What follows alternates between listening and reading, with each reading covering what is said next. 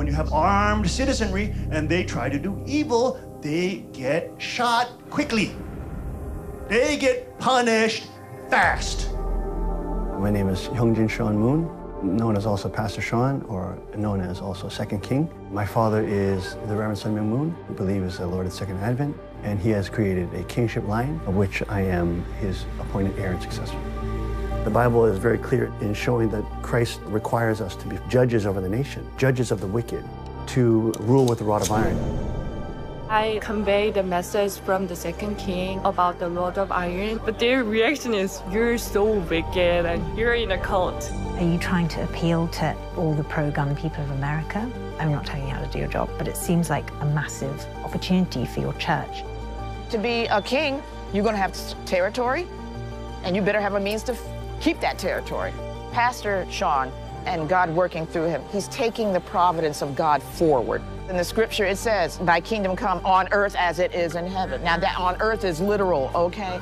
He is no longer talking about, let's just wait till we die and the kingdom comes. He's like, oh, we're going to build this here and now. Let us pray! Psalm 2 and also Revelation 2 says that the believers will rule with the rod of iron.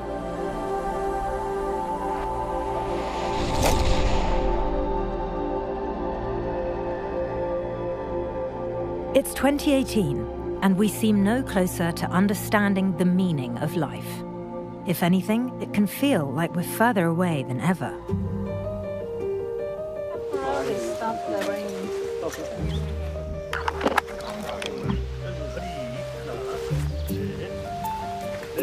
When looking for answers in such a confusing world, having something to believe in can be a convenient remedy and a revealing reflection of the society we live in. We're in Pennsylvania. It's just a 2.5-hour drive outside of New York City. It's extremely rural, and we're at a makeshift gun range with people who love guns. Love God, love your neighbor. Aye. And God. The World Peace and Unification Sanctuary is a small fringe sect of Christianity. Ooh, very nice, very nice. Which has origins in Korea, is based in America, Spray them with that tick stuff. and has been accused of being a cult. We're going to start at low ready, as we've been practicing. Led by the charismatic pastor Hyunjin Sean Moon, or the Second King. These Christians believe they must build God's kingdom on earth, and to do that, they'll need guns. We thank you that we would have the opportunity to be able to practice and love God and love our neighbor. From you, we receive our rights of kingship and sovereignty. And Father, the right to bear arms that we exercise today. In your precious name we pray, amen. All right, y'all, good job. Hug your neighbor. How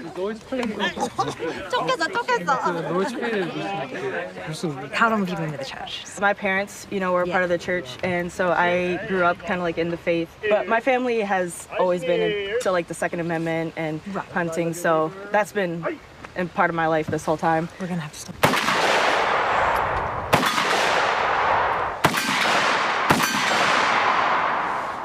How does the actual faith element play into this activity? Being able to take your own life as seriously as God takes your life is, I think, loving God and showing God, yes, I appreciate this life, this gift that you've given me, and the lives of those around me.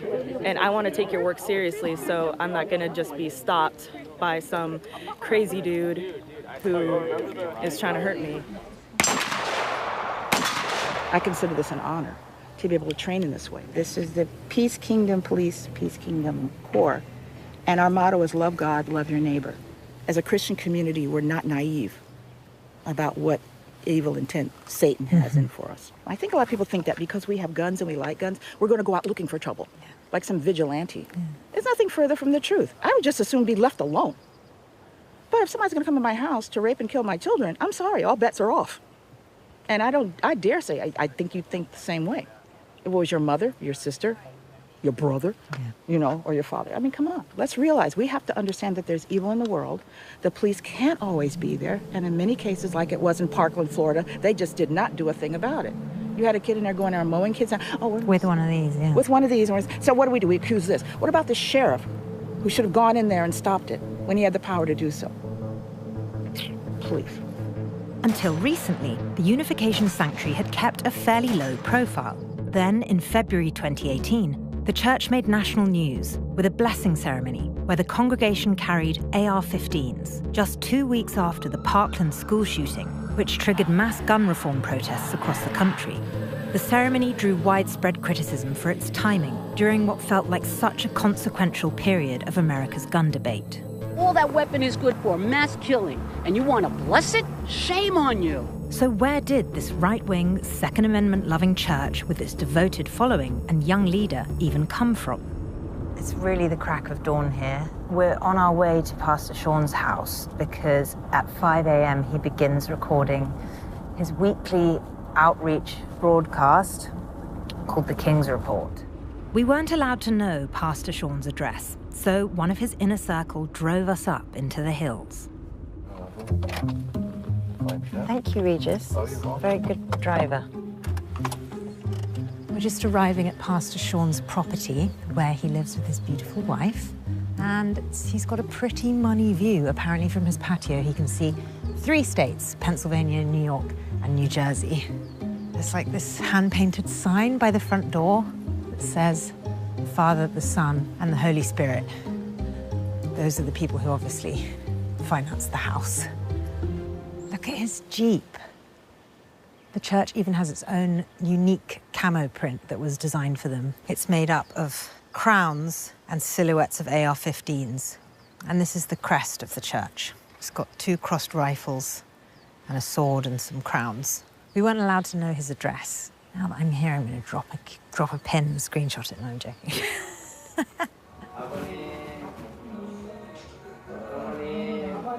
Hi.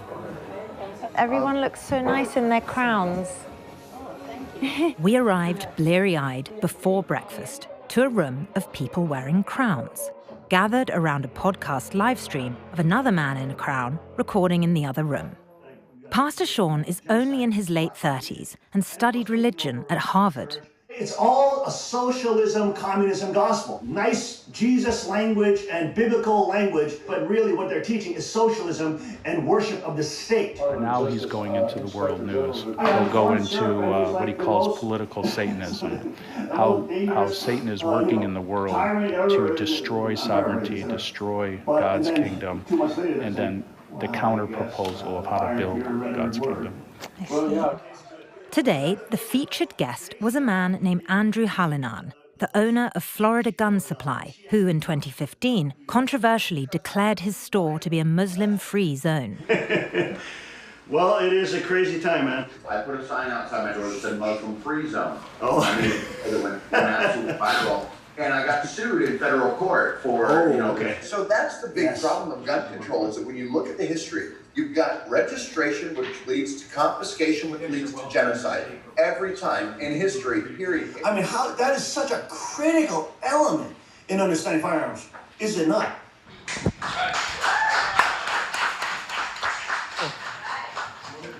I know everyone's. Hi, good morning, Charlie. Good I know morning. everyone's hungry, so I'm going to be super quick. Yeah. I love your look.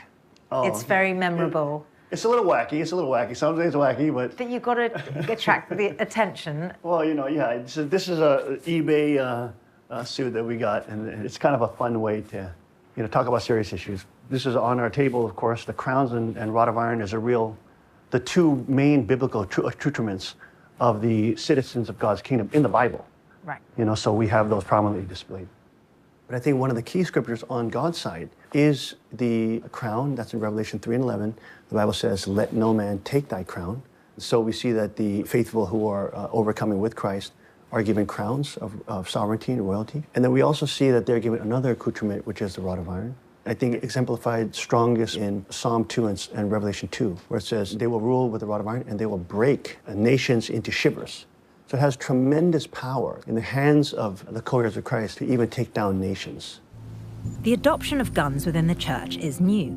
In 2017, Pastor Sean claims to have had a revelation that the rod of iron mentioned in the Bible should be interpreted as a gun. I'm now working on a new series, okay, which you will see, which will combine the study of the gospel, which is delineated by Jesus Christ, the gospel of the kingdom, with how he will rule that kingdom, with a rod of iron. While guns at the church are a new thing, most of the church's beliefs are not. The Unification Sanctuary has deep-seated roots in its own dynasty, one that has origins a world away from rural Pennsylvania. During our visit, the church was celebrating one of its holidays, called the Day of True All Things, a legacy of the sanctuary's Korean history.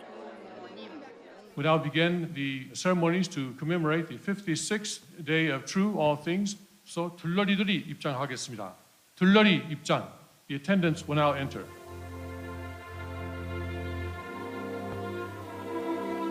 서로 맞이하시기 바랍니다. Now the true parents and the second king and queen will enter. Please greet them with warm applause.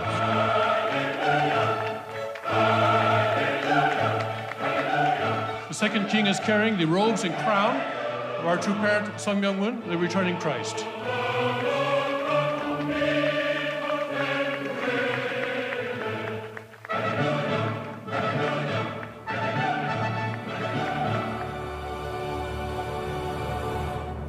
Thank you. I'd like to ask the king and queen now to take their seats on their thrones so that they can receive our 경배s. All second-generation couples in the hall will please come forward. 경배. Pastor Sean Moon is the son of Reverend Sun Myung-moon, a self-proclaimed messiah from Korea who founded the Unification Movement, more infamously known as the Moonies. Before Pastor Sean was even born, the group was already being labelled a cult, becoming most famous in the 80s for its mass arranged marriages. Throughout its history, the group was allegedly the target of everyone from cult deprogrammers to the FBI. Many former members would also go on to accuse the church of using brainwashing tactics and mind control. Like his son, Reverend Moon was known for his anti-communist stance and endorsement of right-wing politics. Upon his father's death in 2012, Pastor Sean, who believes himself to be his father's true heir, split from the Unification Church and founded his own, the one we see today in Pennsylvania. When we contacted the Unification Church, they offered the following statement. The Unification Church is in no way affiliated with Sanctuary Church. We absolutely oppose violence and do not use weapons in any of our religious ceremonies.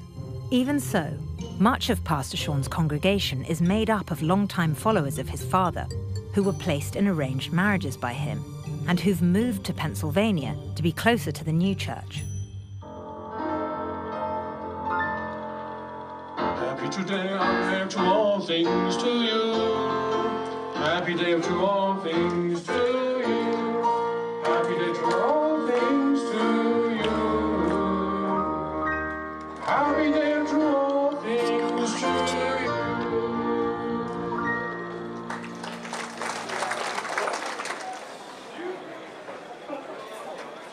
How long have you been with the church? Since 81. Wow. 37 years. It's like only now making headlines again because of guns. I know. How do you... Who would have thought that? I was shocked. I was like, but you know, it makes sense, really. Because I think in the 80s or whatever, when I first joined, was we were brainwashed. The accusation of like cult gets thrown around in America so much, right? Yeah. What's it like being told by the outsiders that you're in a cult? You know, I was like, I need my brainwashed, okay? Oh. It's like, if you think about how decadent and fallen society is, thinking that pedophilia is okay, Yeah. no, things are way off Terrifying, track. yeah. The embrace of that rod of iron under Pastor Moon. When was it first announced, and what did you think? I didn't grow up in a gun community. My parents didn't have guns. We didn't talk about guns. I didn't even think about owning a gun. It just wasn't my consciousness. And so for me, this has been a tremendous, like, sort of an awakening. Because he's super smart, and it's easy to be like, okay, I can trust this guy and he's leading us into the future, right? Well, he's smart, he is smart, but I think it's his profound faith, you know, it's his profound belief in the reality of God and what God would like to see in this present age. And when he announced the AR blessing, we were like, oh, that's curious. Okay, well, we can do that. When do people wear their crowns? Is it not all the time, right? A lot of people wear it for Sunday service. And how do you feel when you're wearing your crowns? I guess I feel really good now. At the beginning, I felt a little self-conscious, you know. It's the same with anything. Why do you think people are frightened? People because so stupid because they don't know what reality. So this is a calendar. It's only $12. Peace Police, Peace Militia. So it's a Peace Police branded yearly calendar. Look at these pictures. Imagine having that on your wall. Shall I get this for my kitchen? Do you like the crown? Oh, but I'm the single right now. Ah, so you have to wait till you get married. Even though I wanted to wear the crown, yeah. So, who are you going to marry? You don't know? I don't know. When will you find out? How can I say? Parents-based. Parents are interesting themselves first. Okay. And then we can start to like communicate later. Okay. So yeah, it's kind of process. How is it for you and the other Korean boys and girls to bring guns into your life? Frankly, most of Koreans are so surprised about our church event. And also, our church came from Korea. Yeah. So I like convey the message from the second king and about the Lord of Iron and the gun possession in Korea. But their reaction is, "You're so wicked and you're in a cult." How do you respond to being called a cult? I think we get that more from the left, but I think many on the right would see the left as behaving as a cult, you know.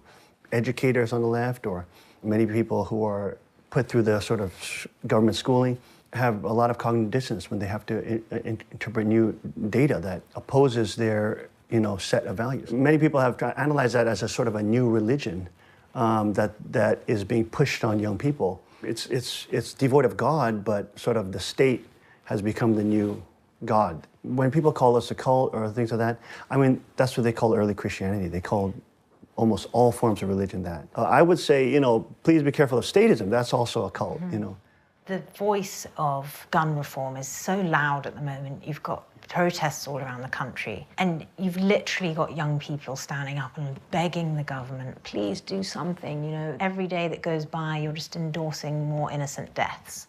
Can you explain how you respond to that? Yes, I think, love God, love your neighbor. If you really love your neighbor, you love the people that are there in the public schools teaching and the kids that are there going to school. You have to do what needs to be done to protect them. Mm-hmm. The AR-15 gets like this focus and this sort of bad rap, but what if those people in the class could shoot back at the person, at the bad guy? The Bible is very clear in showing that Christ requires us to be, for example, judges over the nation, judges of the wicked, to rule with the rod of iron. People in the kingdom have some roles and responsibilities. They're not like drinking pina colada on a beach or playing harps. I wanted to talk to somebody who could help explain what it means that this group of believers who've been around for decades suddenly have a new mission, and one that arguably appeals to a new audience of Americans charged by the political climate. Dr. Matthew Schmalz is a widely published religious scholar whose work has focused on new religious movements and their place in society. How do we categorize belief systems? When are they a kind of fringe or problematic group, and when are they just an established, accepted group? I think there are two things to distinguish. In one sense, a fringe group is simply that, a group that pushes back against accepted social values. A dangerous group is usually one that's isolated and has a leader who is particularly concerned with maintaining control and also exerting that control over others. What do you make of Pastor Sean's group? I think it shows interesting dynamics, not only in terms of the way in which the group is organized, but its connections with conservative politics, especially gun rights activists. And that's a fairly new thing. How are we, the public, supposed to understand what Pastor Sean's adoption of guns is all about in light of the current political climate? I think that any new religion needs a constituency, And especially for a group that's new, that's relatively small, making connections with other groups that might have similar commitments is something that can be quite productive if you're a leader of a new religion. Pastor Sean is a Harvard-educated theologian. Could that impact his leadership strategy at all? Well, certainly he's familiar with the dynamics of religious groups and what makes them successful. Certainly he has a cosmopolitan understanding of religious beliefs that would make him particularly keen, it seems to me, to adapt beliefs from different religious traditions. So in many ways, at least intellectually, he's well positioned to be a charismatic leader who can draw people to him. So Pastor Sean's father's church is technically still around, and Pastor Sean has broken away. How does that tension play out in terms of when we look at the direction that Pastor Sean is taking his church? Well, simply put, what you have is a succession struggle.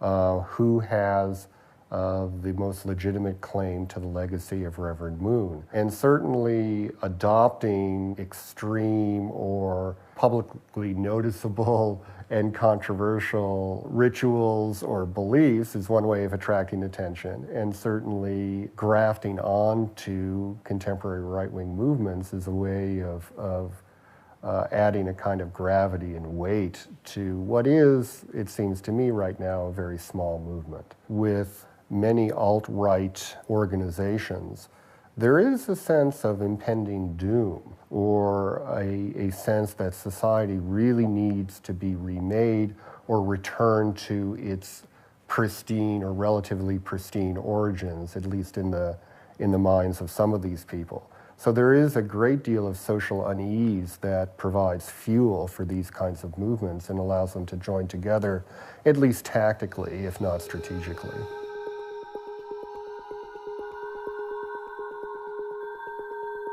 Are you trying to appeal to all the pro-gun people of America? I'm not telling you how to do your job, but it seems like a massive opportunity for your church. It's a Christian country already.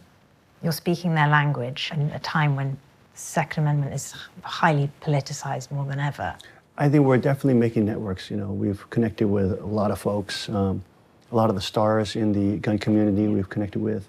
People have been showing an interest in joining up since you've sort of become more visible and with this new look, I want to say. Yeah, I think there's definitely a lot more interest. People, even in a local area, they've been very supportive. Our local area, we have a lot of gun owners, Yeah. a lot of veterans. I think the highest concentration of veterans and gun owners. Was that part of the reason why you moved to Pennsylvania? No, it wasn't all. I mean, it just happened that we settled here, and it just happened that the veterans and high gun ownership, I mean, we did not plan this at all. But if you're looking for a home for your gun church, you could do worse than here, a county with more guns than people. Even Pastor Sean's brother, Justin Moon, who owns leading gun manufacturer Car Arms, is based near here. Tommy Gun Warehouse is one of his stores.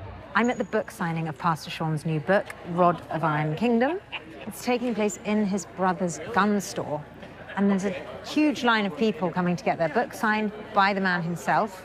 The book describes itself as an excellent apologetic for the Second Amendment. We've got a chapter on the Parkland, Florida shooting, a chapter about the left-wing fascist threat to democracy, the challenge of political Islam, and then a justification of why he believes the rod of iron should be interpreted as a gun, ideally an AR-15.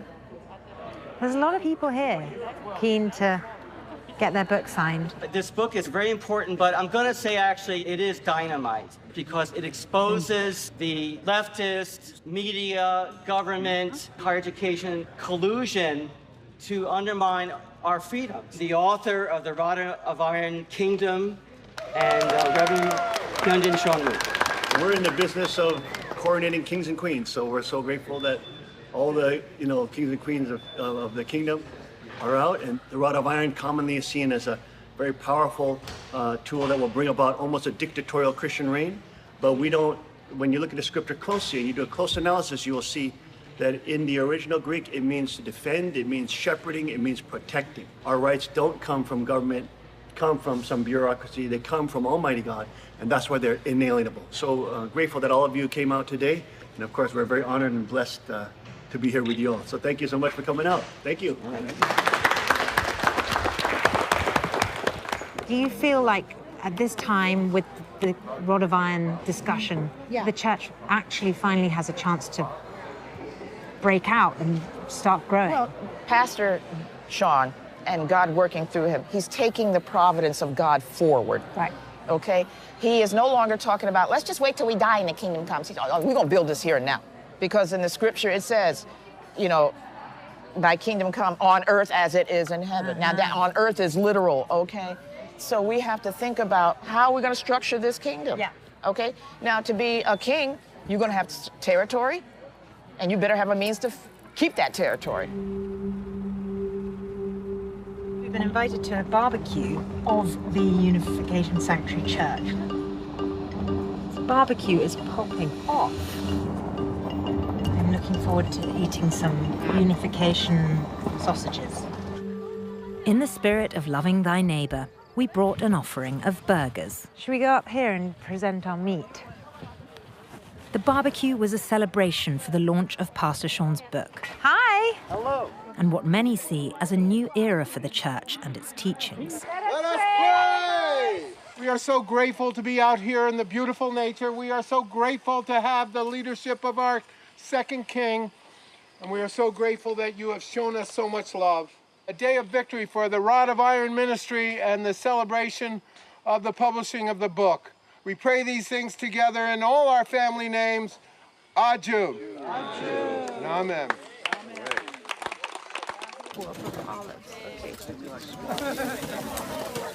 The Rod of Iron Kingdom book, we have high hopes that this will represent and be a response for all the publicity we got in February, that people will look at it and say, wow, there's something really serious behind this. This is not just somebody trying to use something strange or weird to get public attention.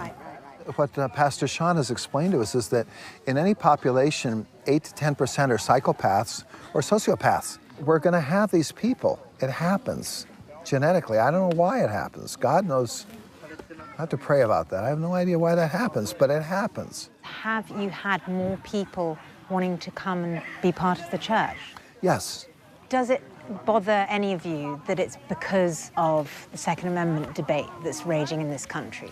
No, on the contrary, Pastor Sean believes that that may be the major issue in the election this fall. It's such a big issue. And so he feels that it's, we're right where we need to be.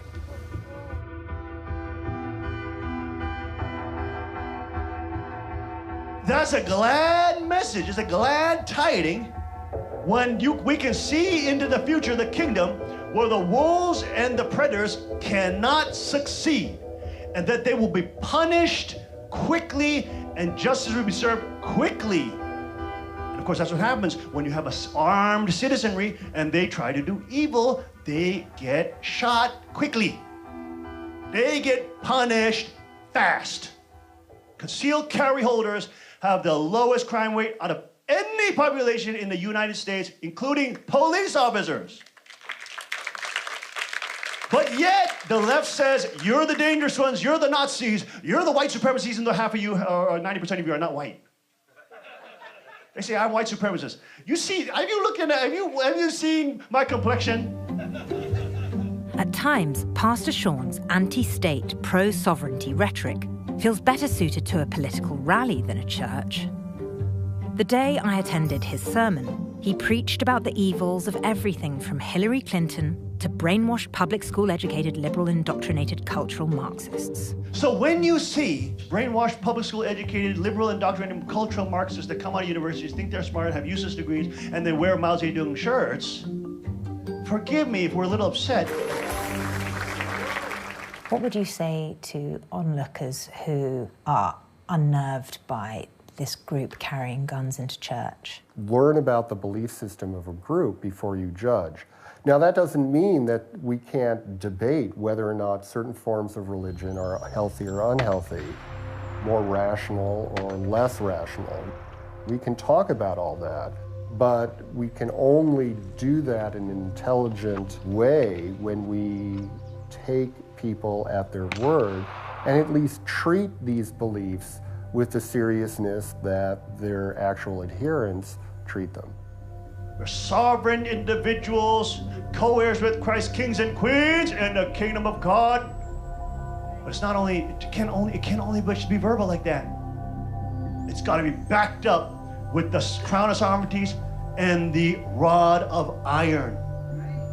Real political power must be given to the co-kings and queens with Christ.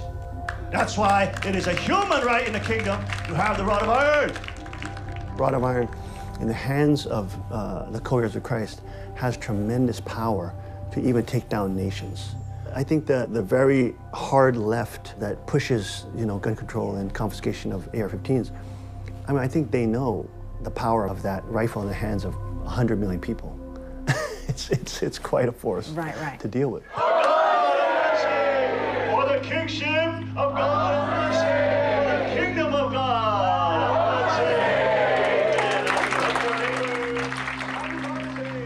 The believers I spoke to throughout the week told me they'd joined the church because they were seeking something. And after meeting Pastor Sean, I can see how the church has provided answers for them. But Pastor Sean's church, while small, has aligned itself with one of the most divisive issues of our time. What that means for their future is anybody's guess. What you're looking at is essentially gun fanaticism and extreme Christian beliefs, and mix those together, and you can see why for a lot of people that could be pretty worrisome.